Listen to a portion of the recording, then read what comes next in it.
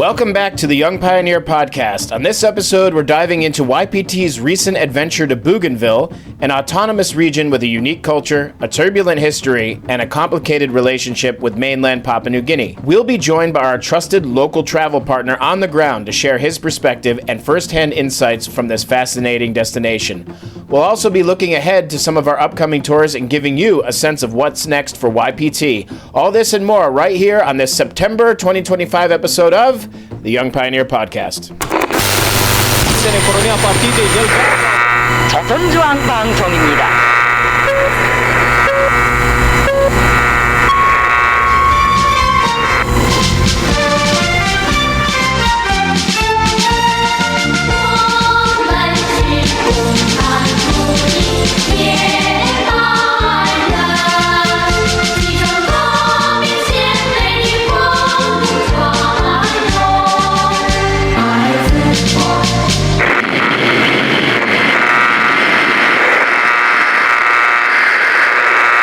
Welcome to the Young Pioneer Podcast. Today we're taking you to Bougainville, a place unlike anywhere else in Papua New Guinea, and one that may soon become the world's 194th country.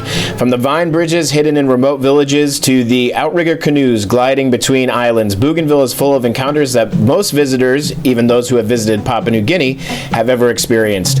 On our most recent trip, our group attended the Tama Festival in Arawa and explored World War II relics in Buin, and we even met the king of the twin kingdoms of Ma'ekamui and Papaala, complete with his crown of gold and local village currency.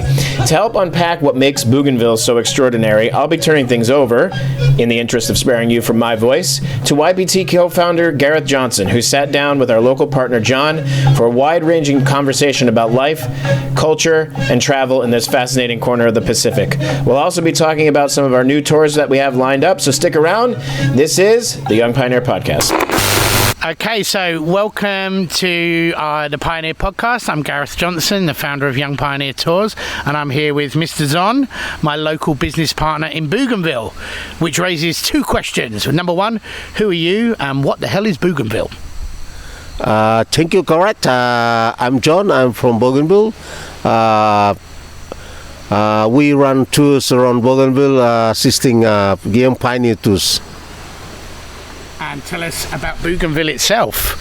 So many people, we obviously, we've been coming here many years. We know about your country or future country. We'll get to that later. But what can you tell us about Bougainville? What is this place? Who is here? Why is it so special? Bougainville is a special place. Bougainville got its name from the French explorer Louis de Bougainville, and we are special because we've been put in the wrong place by the colonizers, which we should be with the Solomon Islands, but now we are with Papua New Guinea. So we are getting independence very soon in September 1st, 2027. Okay, so we're gonna get into the independence part in a little bit, because that's very exciting, and for our listeners, potentially the next newest country in the world. But before we get to independence, let's talk about the struggle that has led to independence. So you're a young man like myself, but you're old enough to remember the war years. What caused the war? How was it here? You know, stuff like the blockade. What was it like, and how have you got to this place now where there's potential for independence? I was 17 years old when the war started in 1988, and then I was in high school, and then after completing my year 10 at the high school in Buin, I have to join the rebels to fight against the system that Bougainville didn't want, of people from outside exploiting and then suppressing us, the Bougainvillians. So the war was between the Papua New Guinea government and Bougainvillians.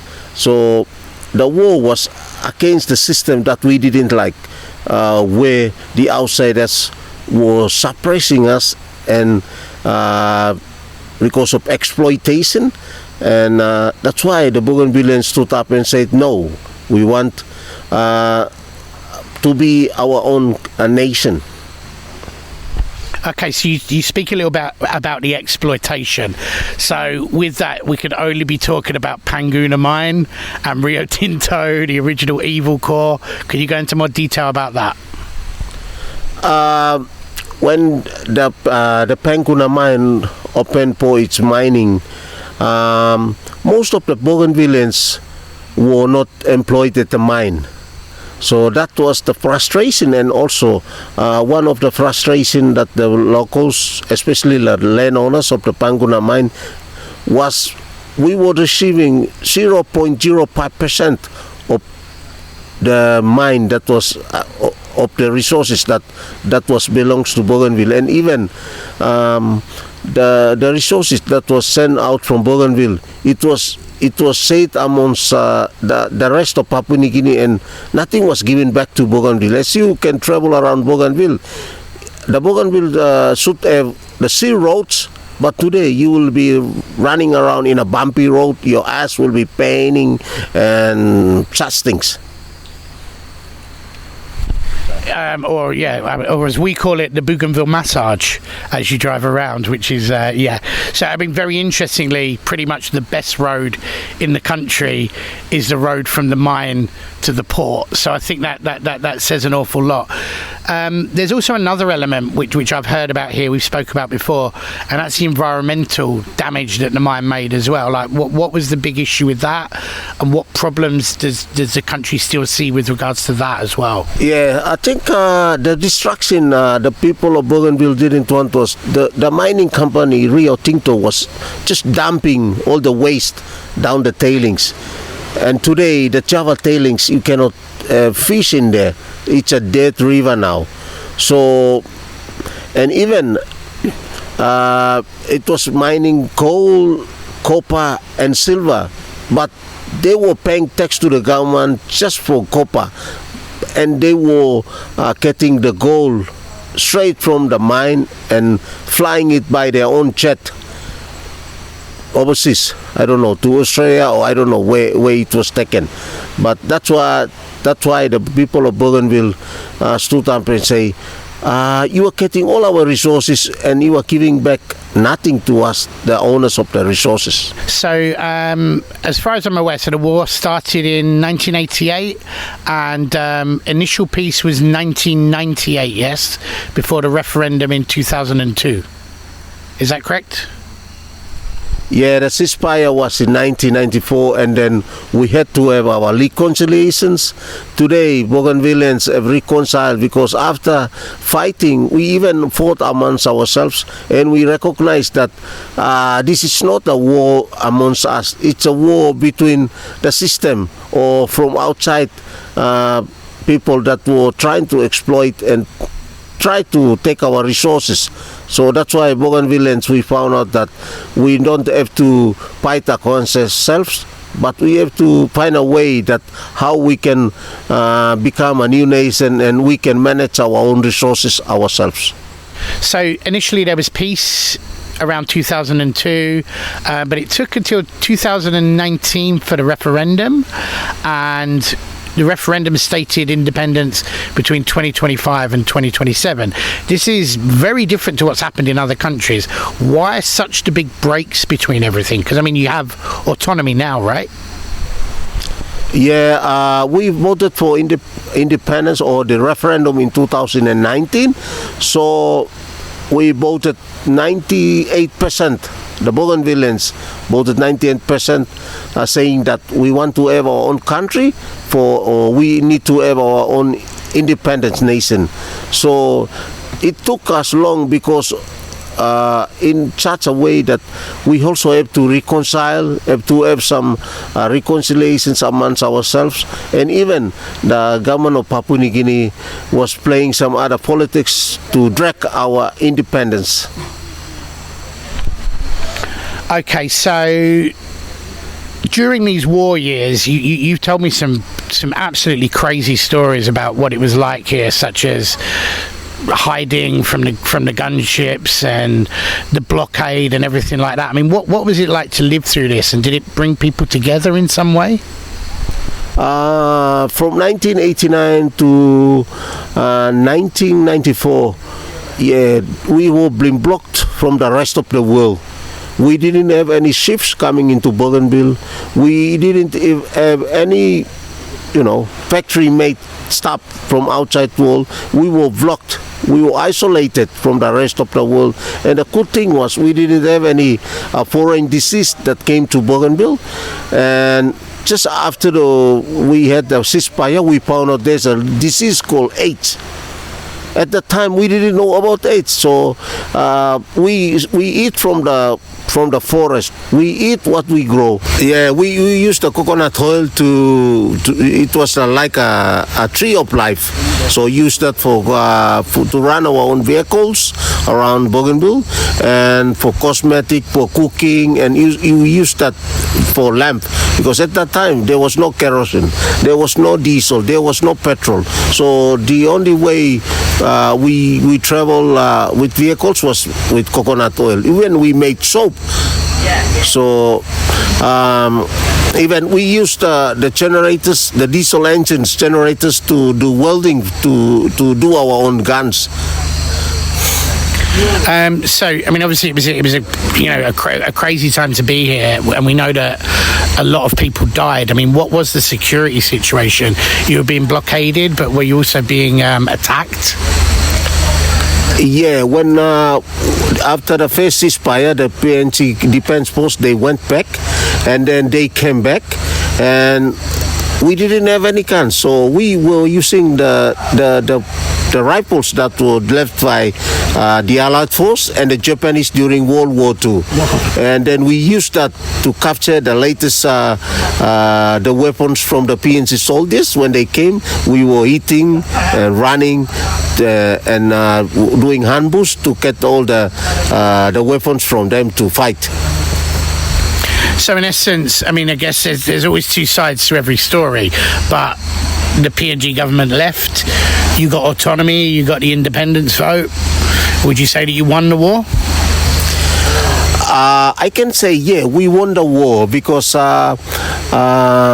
we also broke the PNC constitution for Papua New Guinea government to give us independence. So we voted for the referendum. So now we are looking at going into independence. So we know from the toughest times, and we are now going smoothly. So it seems that Bougainville will get its independence. So I've spoken to people throughout PNG, and whilst you are, confident about independence, there are things like it would have to get a 2/3 majority in the PNG Parliament, even though only 3 of 83 parliamentarians are from Bougainville. I know there's a lot of people in PNG that are very anti the separation. Is there any way that independence won't happen? I mean, or rather, how does it happen with so many people against it?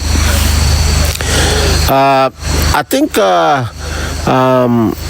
the independence for Bougainville will happen because I think in the parliament we have a lot of support from some of the politicians or the members of the parliament that want Bougainville to go and then have its own destination. If for any reason Papua New Guinea did try to block independence, do you think that the autonomous government would do some kind of universal declaration of independence and go it alone, come what may? As our president, Honorable Ismail Torama, who was our boss during the war, he was our commander, and I think he's very confident that to declare independence on the 1st of September 2027. Okay, so it's very exciting that September 2027 maybe Bougainville gets independence, but we have to I have to ask, I've come in many times, I love it here, but there are many obstacles to get past, like infrastructure and everything like that. How does Bougainville prepare in what is now just 2 years? I think for looking at the other countries, most countries never prepare to get independence, but they get independence. Yeah, so Bougainville, we have all the resources, we have fisheries, we have mining, we have tourism, and we have agriculture. Along that line, Bougainville will survive because at the back of us, we know we have all the resources that can fund Bougainville. Okay, so let's say hypothetically, well, not hypothetically, let's say it happens, hopefully, September 2027, Bougainville becomes the newest country, which will mean lots of our listeners will want to visit, so that's a good thing for both of us.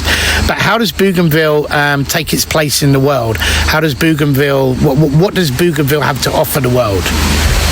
I think Bougainville, at the meantime, we have the untouched environment, the forest, especially in parts of the regards to tourism and agriculture. People from outside world also inside of our culture.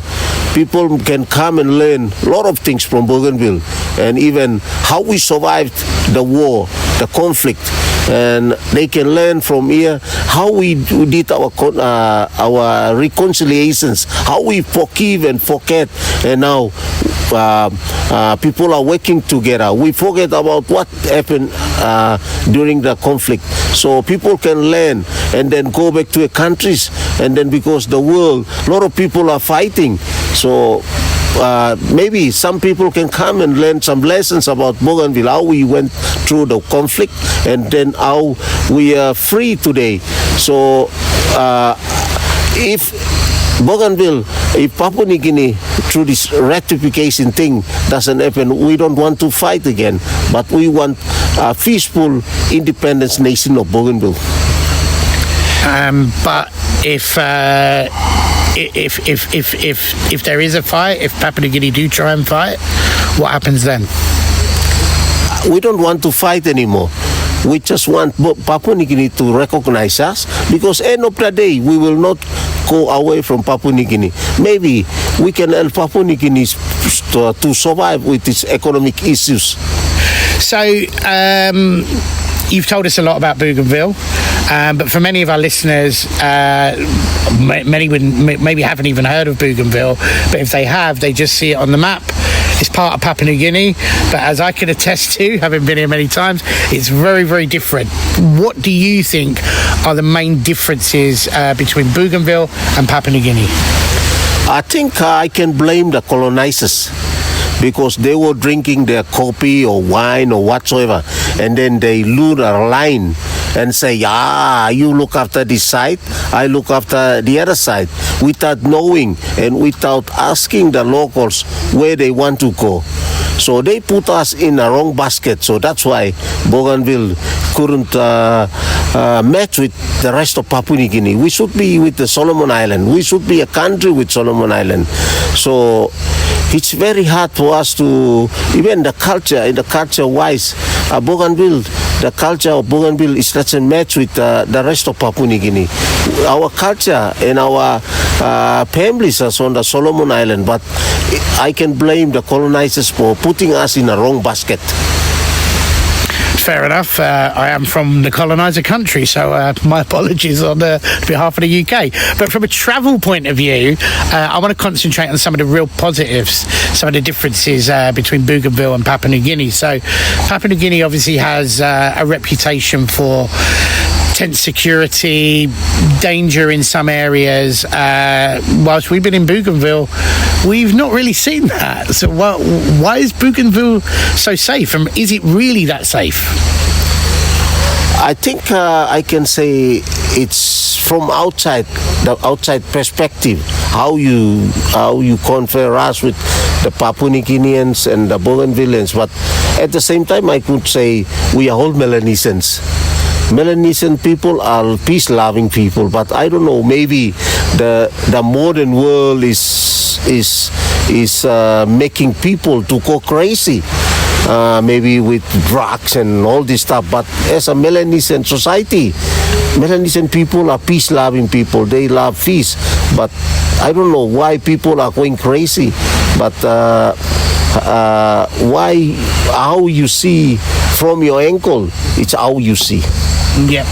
So one of the things where I've seen just how safe it is, and something we've worked on together, is the Tama Festival, which we moved the dates this year. I think it was maybe the most successful one you've had. But compared to other festivals in Papua New Guinea, you're really in together with the locals rather than it being segregated. So can you tell us about the Tama Festival and basically everything we have planned for next year for it? The Tama Festival, it's all about food. We want to showcase the food that Bougainvilleans loved, especially the Tama, but also other varieties of food. So what I can comment here is it's from the outside perspective, or as a visitor coming to Bougainville, how you see. I think it's good also for us to learn to do it in a way that it's more professional, but also it have to be Bougainvillean's way, because it's a festival that it reflects the Bougainvillean culture.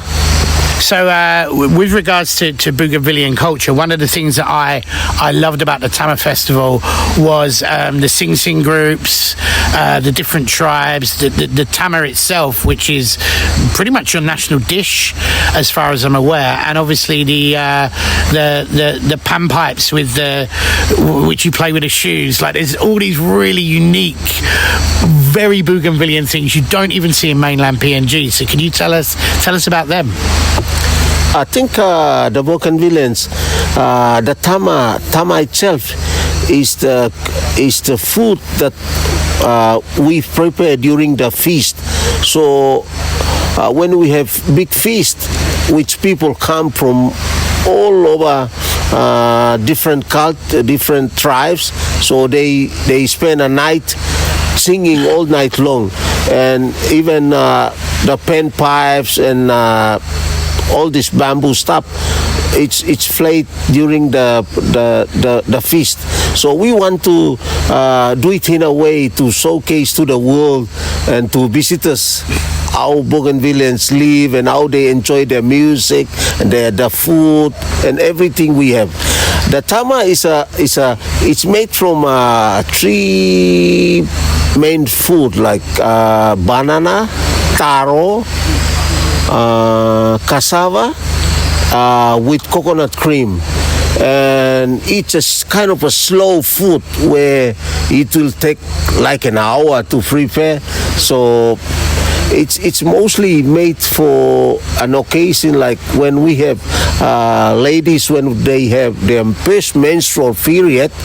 The ladies make Tama with all the herbal medicine, so they will not have any issues with their menstrual period in life. So today you can see Bougainvilleans women, their mothers will be like their sisters to their daughters because of the Tama thing. Yeah, because it's something spiritual also. Okay, that's really interesting. But what I also really love, and I think my group loved as well, is the music and the panpipes, which it feels almost reggae-like or African, or it doesn't sound like anything from the region, and we go all over the Pacific. Can you tell us about the panpipes, which are, as far as I'm aware, unique to Bougainville, and where's the inspiration for the music come from? Originally, we play panpipes, blowing panpipes, but today, as we are going into the modern world, the new generation try to do it in a way that it matches the modern music. But originally, just fan flutes, where maybe you have seen the people blowing pan flutes, just with the local, we call it the cow music. But today, people are trying to do it in a way that it also matches with the modern music. And I think we'll include some photos with this, but just to confirm, you do the music through bamboo, and then you hit it, you blow in it, and you hit it with a flip-flop. How does it work? I don't understand. There's two types of bamboo flute. One is the one that they blow with people blowing it, and then there's the other one that people play with tongs or slippers, and then they met together to make up a music. Okay, and for our listeners that haven't seen it or heard it, it's kind of a bit of a cult thing now. It's gaining popularity around the world, and you have bands traveling around the world showcasing this, right? Yeah. I think we need to also exposure for these young people to go and play around in the world to showcase the Bougainville music. So we need to expose them to play in big music festivals, so people can know how Bougainvillean play the music, the pan flute with blowing pipes, pan pipes, and also using the tongs or the slippers to play the music.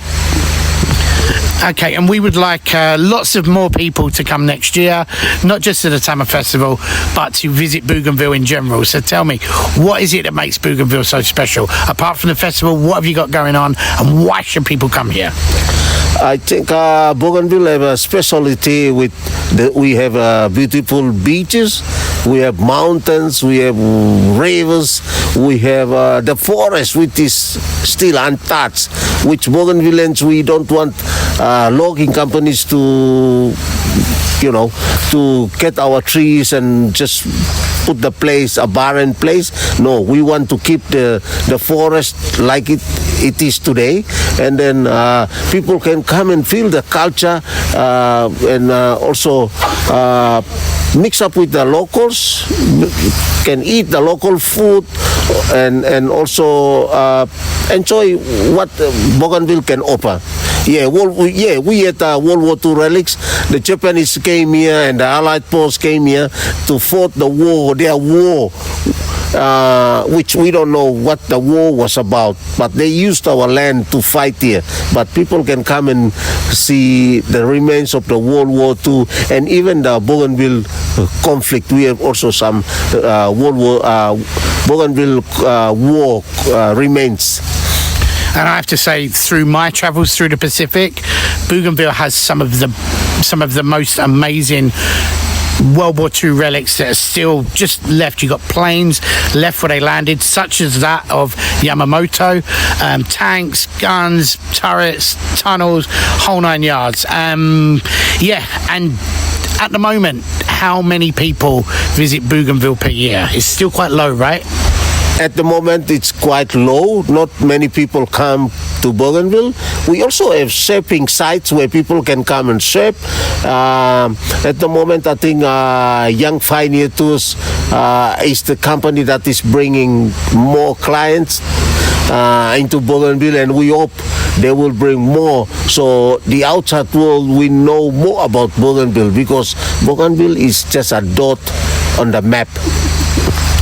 And if you're listening to that, it also means that it's not only perhaps the next newest country, but also one of the least visited places on Earth. So now is the time to come and visit.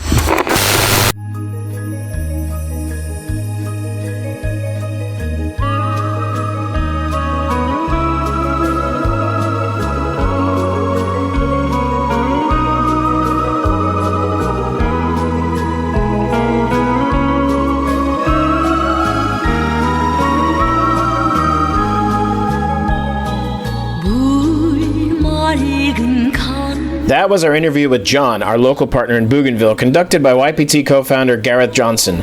If you'd like to experience Bougainville for yourself, our tour is available as an add-on to the Papua New Guinea Mount Hagen Festival Tour, as a standalone adventure, or can be arranged as a private tour.